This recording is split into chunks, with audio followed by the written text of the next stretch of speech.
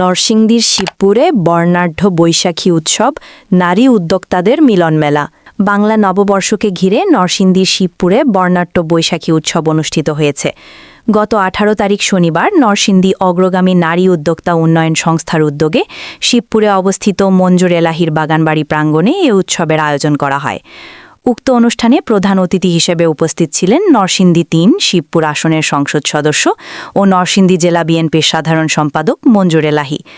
এছাড়াও অতিথি হিসেবে উপস্থিত ছিলেন চিনিশপুর ইউনিয়ন পরিষদের চেয়ারম্যান মেহেদী হাসান তুহিন সহ বিভিন্ন শ্রেণী পেশার গণ্যমান্য ব্যক্তিবর্গ। আয়োজকরা জানান, বাংলা নববর্ষের ঐতিহ্য তুলে ধরা এবং নারী উদ্যোক্তাদের পণ্য ও সৃজনশীল উদ্যোগকে এগিয়ে নেওয়ার লক্ষ্যেই এ আয়োজন করা হয়েছে।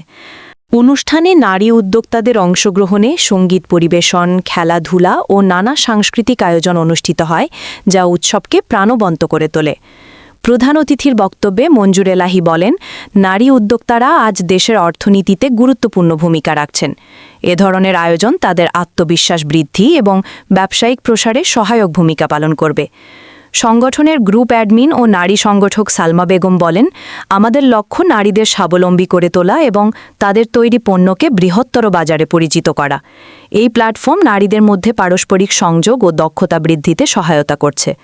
স্থানীয়দের মতে এ ধরনের আয়োজন নারী ক্ষমতায়ন ও স্থানীয় সংস্কৃতির বিকাশে গুরুত্বপূর্ণ ভূমিকা রাখছে। অনুষ্ঠানে সংগঠনের অ্যাডমিন প্যানেল, মডারেটর ও সদস্যবৃন্দ সহ বিপুল সংখ্যক মানুষ উপস্থিত ছিলেন।